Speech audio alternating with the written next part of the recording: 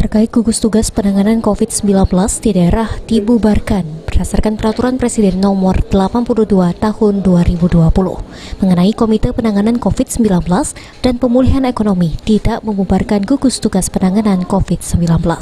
Kepala Dinas Kesehatan Provinsi Sumatera Selatan Lesti Nuraini mengatakan, gugus tugas penanganan COVID-19 hanya diubah menjadi satuan tugas Satgas karena saat ini ada dua pelaksana kebijakan di lapangan, yakni Satuan Tugas Penanganan COVID-19 yang bertugas sebagai pelaksana kebijakan penanganan COVID-19 dan Satuan Tugas Pemulihan Ekonomi yang bertugas untuk kebijakan pemulihan ekonomi. Dua satuan tugas tersebut selalu bergandengan karena penanganan COVID-19 dan pemulihan ekonomi tidak bisa dipisahkan dan selalu beriringan.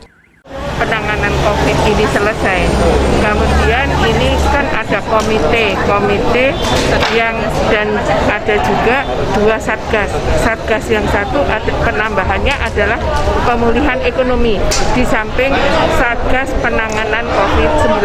Jadi penanganan COVID tetap berlanjut tapi namanya sekarang satgas, hanya saja ditambah ada satgas ekonomi karena memang dampak daripada COVID ini ekonomi dan kesehatan, dan diharapkan dengan adanya satgas ini penanganannya akan beriringan, baik ekonomi maupun kesehatan sama-sama harus diperhatikan. Heru Wahyudi, Paul TV.